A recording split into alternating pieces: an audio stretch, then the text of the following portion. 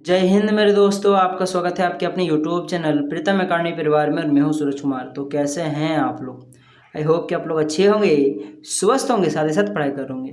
तो जैसा कि स्क्रीन पर देख रहे हो, आज हम लोग झारखंड पॉलिटेक्निक का जो 2024 में आपका एंट्रेंस एग्जाम होने वाला है, उसके लिए 30 VBI important viral objective questions लेकर आए हैं जो आपके एग्जाम में पूछे जाएंगे। ये सभी प्रश्न 2016-2017 में पूछे गए हैं और साथ ही साथ ये ऐसे प्रश्न हैं जो बहुत सारा, मैं बोलूँ, प्रोबेबिलिटी लेकर आता है कि इसी साल वो पूछ सकता है। ठीक है। और भाई साहब एक चीज़ मैं बता दूं, ठीक है, क्वेश्चंस थोड़े अच्छे अच्छे लेवल के हैं क्योंकि आपके एग्जाम में 3 लेवल के प्रश्न होते हैं। एक नॉर्मल माने बहुत ही लो लेवल का, एक होता है मीडियम और एक होता है हाई लेवल का। तो आज का जो क्वेश्चन सेटअप है ये बहुत ही कम एकदम लो लेवल का प्रश्न है, ज़्यादा मीडियम लेवल का सेट किया गया है और कुछ कुछ हाई लेवल का प्रश्न है। ठीक है। तो भाई साहब अपना कुर्सी का पेटी बांध लो, जिसमें से 15 प्रश्न रसायन विज्ञान का होगा और 15 प्रश्न आपका प्रश्न भौतिक विज्ञान का होगा। ठीक है। तो भाई साहब देखो, जो एंट्रेंस एग्जाम है इसकी सच्चाई तो यही है कि भाई साहब इजी प्रश्न तो उतना रहता है नहीं। तो मैं चाहूँ तो आपको इजी प्रश्न करा के धोखे में रख सकता हूँ कि भाई साहब आपका एग्जाम हो जाएगा, सिलेक्शन हो जाएगा। ऐसा नहीं होता है, कुछ कुछ चीज़ें टफ भी होती हैं। तो इसीलिए मैं आपको आज की इस वीडियो में कुछ टफ क्वेश्चंस कराने वाले से टफ तो नहीं होगा, पर हो सकता है आपके लिए, क्योंकि ये कुछ 11 और 12 के क्वेश्चंस पर ज़्यादा बेस्ड है। ठीक है। तो इसीलिए थोड़ा मोड़ा आपको दिक्कत हो सकता है। अगर नहीं समझ में आया तो आपके पास एक ही ऑप्शन है, भाई साहब रट लो, लेकिन कर जरूर लो किसी तरह से। ठीक है। बाकी मैं आपको पूरी की पूरी तरह से समझाने की कोशिश करूंगा। ठीक है ना, आपको दिक्कत नहीं होने दूंगा, मैं इसकी कोशिश में चलूंगा। ठीक है। देखो सबसे पहला प्रश्न है सबसे लो लेवल का। ठीक है। किस विटामिन की कमी से रतौंधी हो सकती है? तो भाई साहब देख लेना, विटामिन ए जो होता है उसकी कमी से रतौंधी होती है। आप लोग एक काम कीजिएगा, जितने भी विटामिन है उसकी कमी से क्या होता है और जो रोग होता है उस रोग के क्या क्या लक्षण है, उस रोग का क्या निवारण है, ये सब चीज़ें आप लोग पढ़ लीजिएगा। साथ ही साथ कौन सा विटामिन जल में घुलनशील है, कौन सा विटामिन वसा में घुलनशील, इसको जरूर कर लीजिएगा। नेक्स्ट प्रश्न की ओर बढ़ते हैं। लेकिन निम्नलिखित में से कौन सी अधातु कमरे के ताप पर एक द्रव है? तो सबसे पहले बात तो अधातु पूछा है, तो अधातु को अगर पूछे कि कमरे के ताप पर द्रव हो तो वो ब्रोमीन होता है, जिसको हम लोग Br2 से डिनोट करते हैं, जो कि 3 नंबर में चमक रहा होगा आपका। और अगर क्वेश्चन में अधातु पूछ देता है तो याद रख लीजिएगा वह एक ऐसा ही एकमात्र धातु जिसको हम लोग मरकरी बोलते हैं या फिर पारा बोल लो, पारा है, जो धातु होने के बावजूद भी वो कमरे के ताप पर द्रव अवस्था में पाया जाता है। तो अगर धातु पूछता तो आप लोग याद रख लीजिएगा पारा, Hg। ठीक है। जल के साथ क्रिया करने पर Al4C3 देता है, जिसको हम लोग Al4C3 को हम लोग क्या बोलते हैं पता है? एल्युमिनियम कार्बाइड बोलते हैं। क्या बोलते हैं इसको? एल्युमिनियम कार्बाइड बोलते हैं। इसको अगर आप लोग जल से रिएक्ट कराओगे, यानी कि इसमें H2O ऐड करोगे, इसमें 12 अणु होता है। ठीक है। तो आप लोग आगे चल के पढ़िएगा, टेंशन लेना, बस इतना याद रख लीजिएगा। एल्युमिनियम कार्बाइड को अगर आप लोग जल के साथ रिएक्ट कराओगे तो मीथेन गैस देता है, CH4, यानी कि 1 नंबर का ऑप्शन आपका करेक्ट हो जाएगा। ठीक है। चलिए आगे बढ़ते हैं। लिखा है कि न्यूक्लिक अम्ल में उपस्थित, देखो न्यूक्लिक अम्ल में कुछ चीज़ें होती है, जैसे हो गया बेस क्षार, हो गया शर्करा, हो गया फॉस्फेट इकाई को कहते हैं। तो ये सभी की इकाई को क्या कहते हैं? तो उसको कहते हैं न्यूक्लियोटाइड, यानी कि न्यूक्लियोटाइड। 2 नंबर का ऑप्शन आपका कट हो जाएगा। न्यूक्लियोसाइड गलत हो जाएगा, न्यूक्लियोटाइड होता है। ठीक है। तो कंफ्यूज मत होइएगा। चलिए आगे बढ़ते हैं। देख लो ये सभी प्रश्न मुझे पता है आप लोग देखे नहीं होंगे, पर ये सब क्वेश्चन आता ही में 16-17 में पूछा गया प्रश्न सब है, तो आपको तो करना पड़ेगा। ठीक है। अब बोलोगे सर आप तो डिमोटिवेट करो, भाई साहब एंट्रेंस एग्जाम है, समझे ना? ऐसे अगर लोल क्वेश्चन दे देगा तो सभी तो पास हो जाएगा ना, समझ रहे हो ना? इसलिए कुछ यही सब प्रश्न है जो आपको दूसरे से अलग बनाती है। ठीक है। आप लोग दूसरे से आगे जाते हो, समझे ना? तो ये सब प्रश्न देखो नॉर्मल प्रश्न तो सब बनाएगा, परंतु ये सब प्रश्न जो बना पाएगा वही आगे जाएगा। ठीक है। और आगे मैं कुछ नहीं बोलना चाहता। निम्नलिखित में से कौन सा प्रबल अम्ल है? सीधा सीधी ट्रिक बताता हूँ, जिसमें ज्यादा ऑक्सीजन दिख रहा है वही आपका प्रबल अम्ल होगा। तो इसमें सबसे ज्यादा दिख रहा है, यानी कि ये सबसे ज्यादा प्रबल होगा, उसके बाद ये होगा, उसके बाद ये होगा, उसके बाद ये होगा। ठीक है। तो सबसे कम कौन हो जाएगा? HOCl, और सबसे ज्यादा HClO4। ठीक है। 4 नंबर का ऑप्शन कट हो जाएगा। जल में विलय विटामिन कौन सा? देखो मैंने अभी थोड़ी देर पहले बताया था ना कि ये सब याद कर लीजिएगा। तो जल में जो विलय होता है वो विटामिन बी और विटामिन सी होता है। ठीक है। बाकी कुछ विटामिन जैसे कि vitamin A, vitamin D, vitamin आपका ई हो जाता है, तथा विटामिन के होता है, ये सभी वसा में विलय होते हैं, याद रख लीजिए बात। चलिए आगे बढ़ते हैं। लिखा हुआ है कि किस विलायक को प्रायः सार्वभौमिक विलायक कहा जाता है? तो भाई साहब जल, H2O। याद रख लीजिए बात, ऐसा इसलिए होता है क्योंकि जल में 2 प्रॉपर्टी हो, यूँ समझ लीजिए, याद रखिए आप। एक होता है डाई इलेक्ट्रिक स्थिरांक। अब बोलोगे सर ये सब क्या? तो ये सब आप लोग 11-12 में पढ़िएगा भाई साहब, इसलिए आप लोग को थोड़ा दिक्कत हो रहा होगा। समझ लीजिए जल में डाई इलेक्ट्रिक स्थिरांक बहुत ज़्यादा होता है, ठीक है। और जिसमें डाई इलेक्ट्रिक स्थिरांक ज़्यादा होता है वो आयनिक जितने भी आपके यौगिक होते हैं उसके साथ घुलनशील ज़्यादा होता है, यानी कि लगभग सभी आयनिक यौगिक में जल घुल जाता है, फिर जल में सभी आयनिक यौगिक घुल जाता है, ठीक है। और साथ ही साथ मैं बात करूं तो जल में आपका हाइड्रोजन बंध बनाने की भी क्षमता होती है, जिस कारण से बहुत सारे जो आपका सहसंयोजी यौगिक होते हैं वो भी जल में घुलनशील हो जाते हैं। इसीलिए जल को सार्वभौमिक विलायक कहा जाता है, क्योंकि जल जो है वो अपने डाइलेक्ट्रिक स्थिरांक के कारण आयनिक यौगिक को भी अपने में घुला देता है, बहुत सारा आयनिक यौगिक को लगभग सभी को घुला देता है, और हाइड्रोजन बंध बनाने की क्षमता होने के कारण भी बहुत सारे आपके सहसंयोजी यौगिक को भी अपने में घुला देता है। इस कारण से जल को सार्वभौमिक स्थिरांक कहते हैं। आई होप की चीज़ें समझ में आ गई होगी। मैं आपको उतनी ही चीज़ें बता रहा हूँ जिसमें आप लोग कन्फ्यूजन नहीं करोगे, क्योंकि है केमिस्ट्री की दुनिया, इसमें अनेकों हजारों आपका ऑब्सेप्शन भरा पड़ा है। मैं बस आपको उतनी ही चीज़ें बता रहा हूँ जितने में आप कंफ्यूज नहीं होगे और आप लोग समझ पाओ। अच्छा, उत्कृष्ट गैस हो, अब उत्कृष्ट गैस क्या है, जैसे कि आपका जो सबसे 18वां ग्रुप में जो है, जैसे कि हो गया आपका हो गया हीलियम, हो गया आर्गन, हो गया, ये सब जो गैसें होती हैं वो सब क्या होता है उत्कृष्ट गैस, क्योंकि इसके अंतिम कक्षा में 8 इलेक्ट्रॉन होते हैं, ठीक है। तो लिखा है कि उत्कृष्ट गैसों की अधिकतम आयन ऊर्जा का कारण है। तो भाई साहब अस्थायी संयोजन कोष विन्यास के कारण, ये सब में अस्थायी संयोजन कोष विन्यास पाया जाता है, सब में 8 इलेक्ट्रॉन पाया जाता है, इसलिए आपके पास दोनों ऑप्शन आपका करेक्ट हो जाएगा। अच्छा, प्लास्टर ऑफ पेरिस में जल मिलाने पर किस में बदल जाता है, कल ही का वीडियो मैंने बताया था। प्लास्टर ऑफ पेरिस का जो फॉर्मूला होता है वो होता है CaSO4 इंटू का हाफ H2O होता है, ठीक है। ये तो प्लास्टर ऑफ पेरिस का फॉर्मूला हो गया, लेकिन प्लास्टर ऑफ पेरिस में अगर आप लोग जल मिला दोगे तो वो जिप्सम बनाता है, और जिप्सम का फॉर्मूला CaSO4 इंटू का 2H2O होता है, ठीक है, जो कि आपको ऑप्शन नंबर 4 में चमक रहा होगा, ठीक है। चलिए आगे बढ़ते हैं नेक्स्ट प्रश्न की ओर। लिखा है कि निम्नलिखित में से अल्काइन पहचानिए। तो अल्काइन का जो सामान्य फॉर्मूला होता है वो होता है CnH2n-2 होता है। अब देख लो यहाँ पे अगर मैं पहला वाला ऑप्शन को देखूँ तो यही करेक्ट होगा, क्योंकि मुझे पता है, क्योंकि देख लो यहाँ पे n की जगह पे 5 है, तो बस n की जगह पे 5 रख दो तो जाएगा C5H, यहाँ पे हो जाएगा 2 गुने n, यानी कि 2 गुने 5 10 हो गया, 10 में 2 गया तो 8, यानी कि C5H8 जो कि आपका 1 नंबर के ऑप्शन में दिख रहा है, ये फिक्स बैठ जा रहा है। और अल्काइन में होता ये है कि इसमें जो है ना, क्योंकि इसमें ट्रिपल बॉन्ड पाया जाता है। अब आप लोग एक काम कीजिएगा, अल्केन, अल्कीन और अल्काइन का सभी का फॉर्मूला जरूर याद रख लीजिएगा, ठीक है। ये सब बहुत ज़रूरी है, सब आप लोग क्लास 5 बोल रहा हूँ, क्लास 10th में चैप्टर नंबर 5 में पढ़े होंगे, कार्बन एवं उसकी यौगिक कंपाउंड, उसको जरूर याद कर लीजिएगा, इससे एक प्रश्न बनता ही बनता है। अच्छा, ब्यूटेन के समावयव की संख्या है, आप लोगों ने शायद क्लास 10th में पेंटेन के समावयव की संख्या पढ़ी होगी, तो आप लोग कमेंट करके जरूर बताना कि पेंटेन में कितने समावयव होते हैं, ठीक है, और क्या क्या होते हैं, उनके नाम क्या है। सो आई होप शायद आप लोग नाम नहीं जानते होंगे, पर शायद चलो मैं ही बता दूंगा तो कैसे होगा, ठीक है। अच्छा, ब्यूटेन में समावयव की संख्या है, तो ब्यूटेन में टोटल 2 समावयव होते हैं, जिसमें से पहला समावयव का नाम होता है एन ब्यूटेन, जिसको अगर मैं स्ट्रक्चर दिखाऊं तो इस प्रकार होता है CH3 CH2 उसके बाद होता है CH3, ठीक है। ये तो एन ब्यूटेन का हो गया। और एक होता है आइसोब्यूटेन, जिसको हम लोग 2 मिथाइल प्रोपेन भी बोलते हैं, जिसका फॉर्मूला होता है CH3CH, और ऊपर में होता है CH3 और यहाँ भी होता है CH3। तो ये सब चीज़ें आप लोग आगे चल के पढ़ोगे, इसलिए आपको थोड़ा अनजान लग रहा है, बस इतना याद रख लीजिएगा। ब्यूटेन का पूछे तो याद रख लीजिएगा 2 समय होता है, और पेंटेन का पूछे तो नहीं, आप लोग कमेंट करके बताइएगा। 10 नंबर लिखिएगा, क्वेश्चन नंबर 10 लिखिएगा, और उसके बाद आप लोग आंसर दे दीजिएगा। यहाँ पे जितना ब्यूटेन का होता है पेंटेन का होता है वो कमेंट कर दीजिएगा, मैं जो सही आंसर देगा मैं उसको हार्ट जरूर दूंगा, ठीक है। अच्छा, यह है कि एक गैस वायु में रखने पर जलने लगती है, यह गैस है। तो भाई साहब याद रख लीजिएगा, जो यहाँ पे 3 नंबर में चमक रहा है ना, जिसको हम लोग फॉस्फिन बोलते हैं, क्या बोलते हैं, फॉस्फिन बोलते हैं, PH3। ये क्या होता है कि वायु में रखोगे और ये जल जाएगा। इसमें कुछ अशुद्धियाँ पाई जाती है, जैसे कि होता है P2H4 तथा H2, इसी कारण से ये जलती है। परंतु अगर आप लोग शुद्ध फॉस्फिन लोगे ना, नोट वाला पॉइंट याद रख लीजिएगा, अगर शुद्ध फॉस्फिन लोगे तो वो तब तक नहीं जलेगी जब तक आप लोग उसको जलाओगे नहीं। परंतु अगर अशुद्ध फॉस्फिन होगा, जिसमें से अभी मैंने बताया कि P2H4 और H2 मिक्स होगा, तब वो क्या होता है कि वो जल जाता है, ठीक है, हवा में रखते ही जल जाएगा। परंतु शुद्ध फॉस्फिन तब तक नहीं जलेगा जब तक आप लोग उसमें आग नहीं दोगे, तो ठीक है, क्या नहीं दोगे, आग नहीं दोगे, तो ठीक है।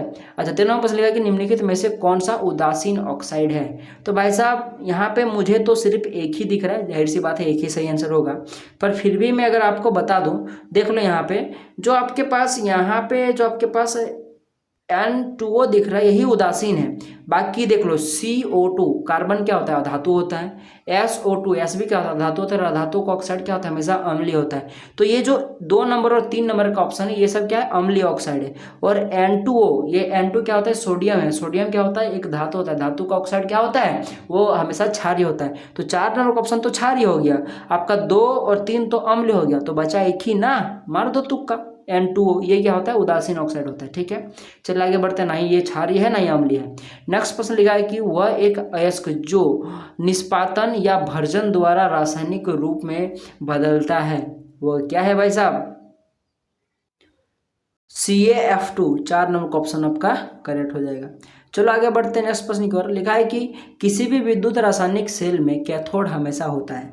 देखो कोई भी सेल में 2 चीजें होती है, एक एनोड होता है और एक कैथोड होता है। तो कैथोड में क्या होता है, यह इलेक्ट्रॉन जिस पर इलेक्ट्रॉन ये क्या करता है, कैथोड में इलेक्ट्रॉन ग्रहण करता है, जिस कारण से ये नेगेटिव चार्ज का हो जाता है। जो आपका एनोड होता है, एनोड क्या करता है, इलेक्ट्रॉन का त्याग करता है, जिस कारण से ये पॉजिटिवली चार्ज हो जाता है। ठीक है, तो इसीलिए यहाँ पे आप लोग बोल सकते हो वह इलेक्ट्रॉन क्या करता है, यानी कि जो कैथोड है इलेक्ट्रॉन जिस पर कोई इलेक्ट्रॉन ग्रहण करता है, यानी सीधे सीधे बोलो तो ये क्या करता है, इलेक्ट्रॉन का ग्रहण करता है। ठीक है, तो 3 नंबर का ऑप्शन आपका कट हो जाएगा। कैथोड और एनोड क्या करता है, इलेक्ट्रॉन का खो देता है या त्याग करता है। तो यहाँ अगर कैथोड पूछता तो एनोड पूछता तो 4 नंबर ऑप्शन आपको कट हो जाएगा।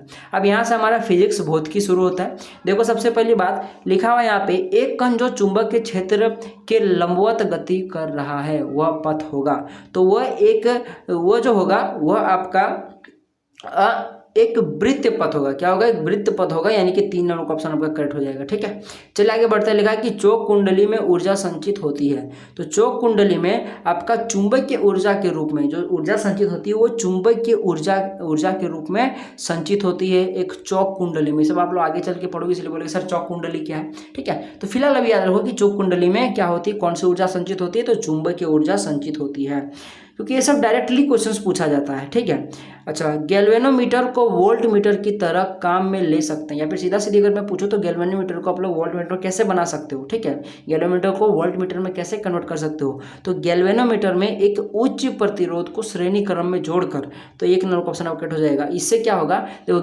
गैल्वेनोमीटर का प्रतिरोध मान लो G है और उसमें आप लोगों ने एक उच्च प्रतिरोध जोड़ दिया, जिसमें मान लो उसका प्रतिरोध R है, तो ये G+R यानी कि ये कुल मिलाकर जो समतुल्य या फिर बोलो तुल्य जो आपका गैल्वेनोमीटर का प्रतिरोध बन जाएगा वो हो जाएगा R+G हो जाएगा। और ऐसा हम लोगों ने क्यों किया, क्योंकि इसको गैल्वेनोमीटर को वोल्ट मीटर में बनाना है, और वोल्ट मीटर का जो प्रतिरोध होता है वो आपका बहुत ही हाई होता है, और वोल्ट मीटर का प्रतिरोध बहुत हाई होता है, इसलिए गैल्वेनोमीटर को वोल्ट मीटर में बनाने के लिए उसका ही प्रतिरोध आपको वोल्ट मीटर के जैसा पूरा हाई करना पड़ेगा। इसीलिए गैल्वेनोमीटर में क्या किया गया, एक हाई प्रतिरोध, बहुत ही उच्च प्रतिरोध R जोड़ा गया, जिससे इसका टोटल का कुल प्रतिरोध इसका ये हो गया, क्या हो गया आपके पास R+G हो गया। तो इस प्रकार से ये मान लो वोल्ट मीटर बन गया। ठीक है, और एक चीज मैं बता दूं, जो एक आदर्श वोल्ट मीटर होता है ना, जिसको आइडियल हम लोग वोल्ट मीटर बोलेंगे, उसका जो प्रतिरोध होता है वो अनंत होता है। हाँ, क्या होता है, अनंत होता है। आप लोग ये वाला भी बात याद रख लीजिएगा, आप लोग हो सकता है आपको लोग ये क्वेश्चंस पूछ देंगे। ठीक है, चलिए आगे बढ़ते हैं नेक्स्ट प्रश्न की ओर। लिखा है कि 1 कूलम आवेश में इलेक्ट्रॉनों की संख्या का मान होगा। देखो ये प्रश्न मैंने आपको सॉल्व करके बताया था क्लास 10th में, फिर भी बताता हूँ। देख लो, एक फॉर्मूला होता है, ठीक है, जो कि होता है Q=NE। ठीक है, आप लोगों ने क्लास 9th में पढ़ा होगा Q=NE। तो यहाँ पे Q क्या है, आपके पास चार्ज है, N क्या है, इलेक्ट्रॉनों की संख्या हो गई, और N क्या यहाँ पे आपके पास E क्या यहाँ पे इलेक्ट्रॉन पर आवेश होगा। तो आपको N निकालना है, तो E को इधर भेज दो, तो क्या हो जाएगा आपके पास Q/E हो जाएगा।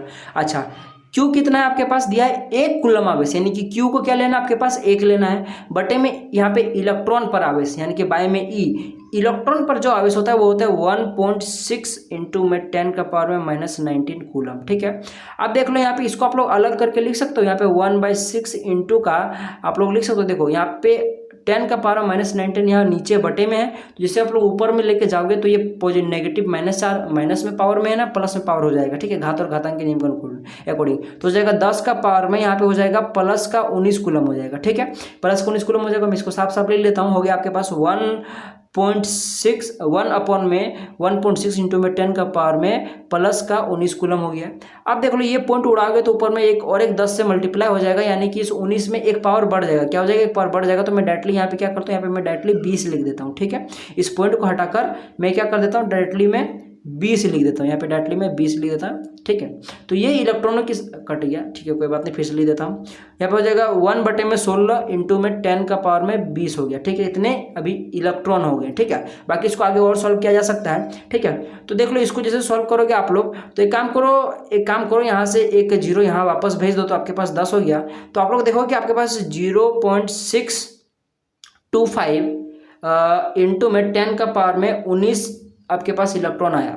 अब देख लो यहाँ पे जो आपके पास यहाँ पे जो पॉइंट है, पॉइंट को यहाँ रखना सही नहीं होता, आप लोग आगे चल के पढ़िएगा, ठीक है। तो पॉइंट को मैं 6 के पास घसका देता हूँ। तो जैसे घसकाओगे, इसको घसकाने के लिए 10 से यहाँ मल्टीप्लाई करना पड़ेगा, और वो 10 आप लोग यहाँ से ले सकते हो। तो यहाँ पे 10 का पावर में 19 है, यानी कि बहुत ज़्यादा 10 है, तो एक 10 यहाँ से निकाल लोगे तो ये 10 का पावर में कितना हो गया, यहाँ पे 18 हो गया। तो ये हो जाएगा 6.25 इंटू में 10 का पावर में 18 इलेक्ट्रॉन, जो कि आपके पास यहाँ पे दिख रहा होगा ऑप्शन नंबर 2 में। तो यही करेक्ट हो जाएगा। एक कूलम आवेश में 1 सी बोलो मतलब कूलम आवेश में 6.25 इंटू में 10 का पावर में 18 इलेक्ट्रॉन होता है, ठीक है। और अगर मैं बात करूं कि एक इलेक्ट्रॉन पे कितने कूलम चार्ज होते हैं, तो होते 1.6 इंटू में 10 का पावर में -90 आपके पास कूलम, ठीक है। तो बाकी आप लोग को मैंने इसको बहुत अच्छे से बताया हुआ था जब मैंने आपको इसका चैप्टर कराया था, विद्युत वाला चैप्टर था क्लास 10 का। बाकी अगर फिर भी अगर कहीं भी समझने में दिक्कत हो, आप लोग कमेंट कीजिएगा, मैं इसका अलग से डेडिकेटेड वीडियो बना दूंगा, ठीक है।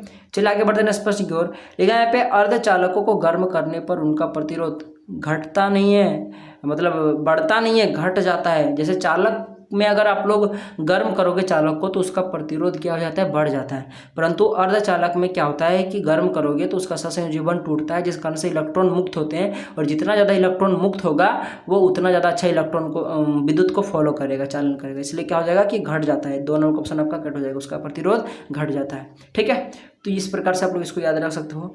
देखिए कि निर्वात में प्रकाश का वेग निर्भर करता है। तो निर्वात में प्रकाश का वेग नहीं आवृत्ति पर निर्भर करता है, नहीं तरंगदैर्घ्य पर, नहीं प्रकाश स्रोत के वेग पर, और यानी कि ये 4 नंबर का ऑप्शन जो हो जाएगा उपयुक्त में से किसी पर भी नहीं, यही करेक्ट हो जाएगा, ठीक है। देखिए कि न्यूटन के शीतलन नियम के अनुसार किसी वस्तु के शीतलन की दर अनुक्रमानुपाती होती है, तो वस्तु तथा वातावरण के तापांतर के समानुपाती होती है, अनुक्रमानुपाती होती है। 4 नंबर क्वेश्चन आपका करेक्ट हो जाएगा। ये डायरेक्टली स्टेटमेंट वाइज क्वेश्चन था, ठीक है। अच्छा, गैस पात्र की दीवार पर दाब डालती है, क्योंकि भाई साहब जो गैस के कण होते हैं उनमें संवेग पाया जाता है, गैस के अणुओं में संवेग पाया जाता है। 2 नंबर ऑप्शन करेक्ट हो जाएगा। चलिए आगे बढ़ते हैं, ये क्लास 9th का क्वेश्चन है, ठीक है। अच्छा, लिखा कि कृत्रिम उपग्रह के कक्ष में रेखीय चाल निर्भर नहीं करती। तो भाई साहब याद रख लीजिएगा, अगर बता दूं तो रेखीय जो चाल होता है, जिसको हम लोग V0 से डिनोट करते हैं, इसका फॉर्मूला होता है रूट अंडर में बड़ा G बड़ा M बटे में R प्लस का H। बड़ा G क्या है ये तो बताने का जरूरत है नहीं, गुरुत्वाकर्षण चैप्टर में आप लोग पढ़े हो। अब इसको क्या बोलते हैं और इसका मान कितना था, लोग कमेंट करके बताइएगा। थोड़ा थोड़ा मैं हिंट देता हूँ, कुछ स्थिरांक करके, ठीक है, कुछ नहीं अब नहीं बताऊँ, कुछ स्थिरांक करके, ठीक है। और इसका मान कितना होता है कमेंट करके बताइएगा, ठीक है। और जो आपके पास यहाँ पे M है, M क्या है आपके पास, यहाँ पे जो M है आपके पास, ये क्या आपके पास बोलो तो मैं द्रव्यमान है, ठीक है। और R क्या यहाँ पे त्रिज्या है, और H क्या है जो आपके पास यहाँ पे जो उपग्रह उसकी क्या हो जाएगी आपके पास ऊंचाई, ठीक है। तो याद रख लीजिए बात, यहाँ पे आपके पास एक ही चीज नहीं दिख रहा होगा, वो हो जाएगा आपके पास उपग्रह के द्रव्यमान पर, ठीक है। कैसे, क्योंकि देखो यहाँ पे जो आपके पास M है, ये क्या है, पृथ्वी का द्रव्यमान है, ठीक है। ये आपका जो उपग्रह उसका द्रव्यमान नहीं है, पृथ्वी का द्रव्यमान है। ये जो R है ये त्रिज्या होती है, और H क्या होता है, उपग्रह की आपकी ऊंचाई होती है। परंतु यहाँ कहीं भी आपको उपग्रह का द्रव्यमान मेंशन नहीं है, ठीक है। तो इस कारण से आपके पास आपका ये आंसर हो जाएगा। गुरुत्व त्वरण तो आपने देखा ही वहाँ पे, ठीक है। चलिए आगे बढ़ते हैं।